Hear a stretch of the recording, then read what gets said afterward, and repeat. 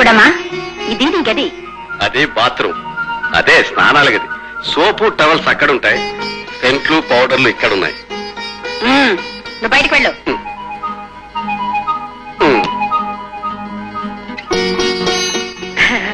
చూడమ్మా, మీ మావయ్య ఏం మాట్లాడినా పట్టించుకోకు. అతను రాత్రంతా తాగి మత్తులో ఏదో వాగుతూనే ఉంటాడు. పగలంతా ఆ మత్తు వదలక దిమ్ముగా ఉంటాడు. అప్పుడు ఏదో వాగుతూనే ఉంటాడు. పగలు మాట్లాడినా రాత్రి మాట్లాడినా నువ్వేవీ పట్టించుకోకు. ఏ చూడు రామచంద్ర, సాయంకాలం కార్యానికి కావాల్సిన ఏర్పాట్లన్నీ చేయిస్తాను. చూడమ్మా, త్వరగా స్నానం చేసి బట్టలు మార్చుకో. నిన్ను చూడ్డానికి మన చుట్టాలంతా వస్తారు. ఒరే ఫాదరు, చెప్పరా కొడుక, నా పని అయిపోయింది. ఆ పని కూడా కనిచ్చేస్తే ఉండరా మీ అక్కయ్య రాని. తమ్ముడు, పిల్ల బంగారం రా. అయితే ఇంకో 500 ఎక్కువ పడే. కక్కుర్తి నాయల, నీతో నిజం చెప్పటం కూడా తంటాయరా. అలాంటి కొత్త అలవాట్లు పెట్టుకోకు. రేటు రేటే. వస్తారా?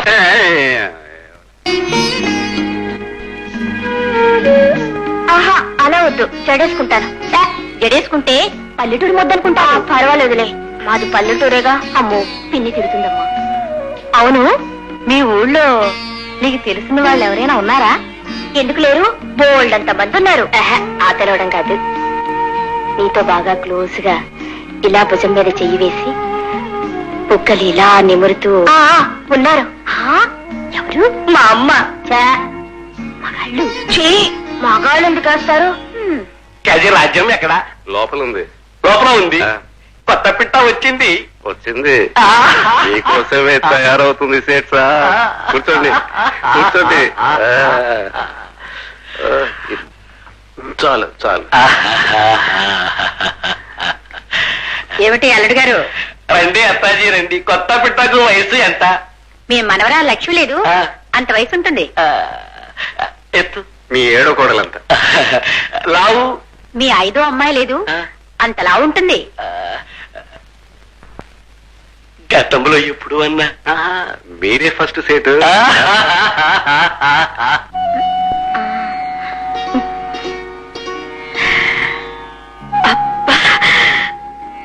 బంగారు బొమ్మలా ఉన్నావు. మన చుట్టాలొచ్చారు, అందరూ నిన్ను చూడాలంటున్నారు.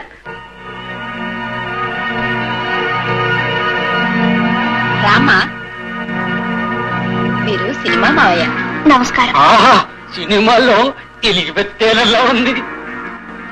మీరు సారా మావయ్య. నికార్స్ అయినా ఇప్పసారాలాగుంది. మీరు పెద్ద షౌకార్ మావయ్య. ఏకదం వడ్డీ మీద వడ్డీ చక్రవడ్డీ లాగా ముద్దు వస్తా ఉంది. వీరు ఎంపీ మావయ్య. నమస్కారం అండి. కాళ్ళకి దండం పెట్టమ్మా.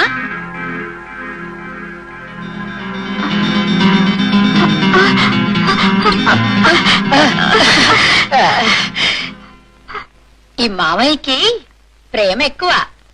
సీత, గీత, అమ్మని తీసుకెళ్ళు. ఏమిటా అర్థం? ఆపుకోలేక. ఆ పిల్లకి లోకం గురించి తెలీదు, ఎవ్వరినీ కన్నెత్తి చూడలేదు. ఆ సుబ్బారావు 10,000 రూపాయల దాకా ఆఫర్ ఇచ్చాడు. దానికంటే ఎక్కువ ఎవరిస్తే వాళ్ళకే ఏర్పాటు చేస్తాను. బాపురే, 10,000 అని నాది గుండె గాబరా చేయకు రాజీ అమ్మ. రాజమ్మ, నీళ్లు సారా స్నేహంగా కలిసిపోయినట్టుగా మనం చాలా కాలంగా కలిసిపోయాం. మరీ అంత కాకుండా రేటు కాస్త తగ్గించు. 10 లేదు, 10 ఆల్రెడీ ఉంది. దానికంటే ఎక్కువ ఎవరిస్తారు అని అడుగుతున్నాను. 10,000 మీద ఇంకో 50 ఎక్కువ వేసుకో. రాజ్యం ఏమిటి బేరం? ఆ ఏర్పాటు ఏదో మేమే చేసుకుంటాం. రేపు పొద్దున్న ఢిల్లీ వెళ్ళాలంటున్నానుగా. ఏమిటి అయ్యా, చీటికి మనకి ఢిల్లీ ఢిల్లీ అంటావు. ఎంపీగా ఓడిపోయావుగా. అది ఓడిపోతే ఏమయ్యా, అక్కడే కాచు కూర్చుంటే ఏదైనా సీటు ఖాళీ అవగానే ఎక్కువ కూర్చోవచ్చు. రాజ్యం ఆ ఏర్పాట్లు నాకే చేసేయి. డబ్బు గురించి విచారించు, ఎంతైనా పర్వాలేదు.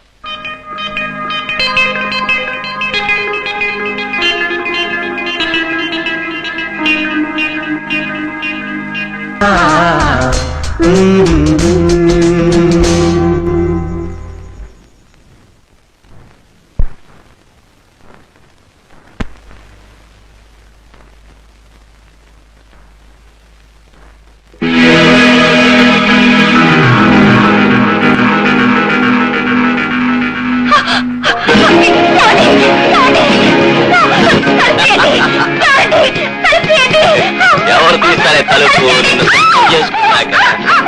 రా, బుల్బుల్. ఆ,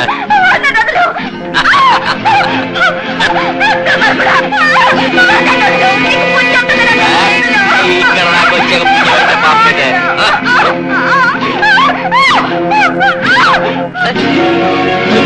ఎక్కడ పోతావే?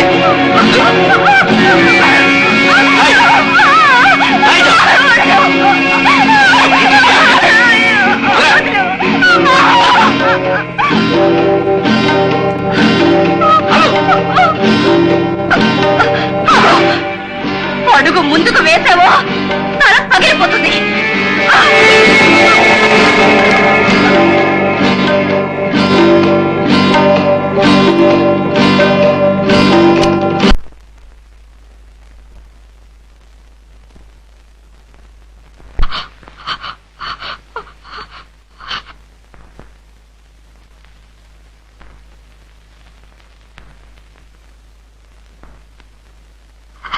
ఏమండి ఏమండి, అతనెవరో నా గదిలోకి వచ్చాడు, నన్ను బలవంతం చేస్తున్నాడు. ఈ రోజే వచ్చావా? అవునండి, అసలు అతనెవరో నాకు తెలియదండి. ఈ ఇంట్లో తెలియని వాళ్లే గదుల్లోకి వస్తారు. తెలియని వాళ్ళు ఎందుకు వస్తారండి? ఎవరికీ తెలియకుండా ఉండాలని. అలా ఎందుకు వస్తారండి? అమ్మవారి జాతరలోకి మేకల్ని ఎందుకు లాక్కుపోతారు? బలివ్వడానికి. ఇది అందుకే. ఎవరిని బలిస్తారండి? నీలాంటి వాళ్ళని, నాలాంటి వాళ్ళని. మనం ఏం తప్పు చేసామని? ఆడవాళ్లుగా పుట్టడమే. అంటే ఆడవాళ్ళుగా పుట్టడం తప్ప? అనేక ప్రపంచం అనుకుంటుంది. ఆడపిల్ల పుట్టగానే ఆడపిల్ల అని అంటారు కేవలంగా. దాని అర్థం ఏంటి?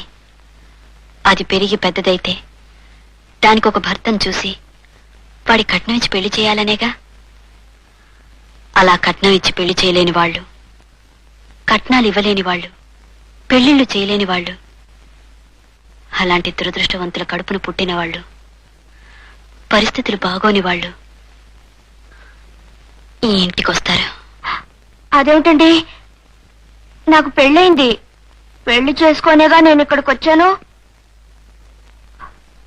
దేనికండి నవ్వుతారు? పిచ్చిదానా, 3 ముళ్ళు వేయడమే పెళ్లి, పేట్ల మీద కూర్చోవడమే పెళ్లి అనుకునే నీలాంటి వాళ్ళు ఇంకా ఈ ప్రపంచంలో ఉన్నారని. అంటే ఏముంది, నీకు జరిగింది పెళ్లి కాదు, నీకు తాళి కట్టింది భర్త కాదు. కాదా? ఇదొక వ్యాపారం.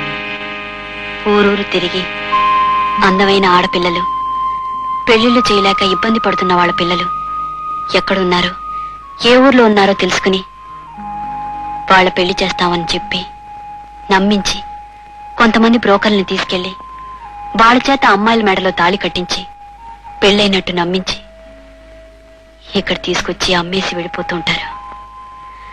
ఇదొక వ్యభిచార గృహం. ఇది ఇల్లు కాదు, పాపాల పుట్ట. అవునమ్మా, ఈ కూపంలోకి వచ్చి పడిన రోజు నేను నీలాగే కంగారు పడిపోయాను. నువ్వెంత ఆశ్చర్యపడిపోతున్నావో ఇక్కడ విషయాలు తెలిసాక నేను నీకంటే ఎక్కువ ఆశ్చర్యపోయాను.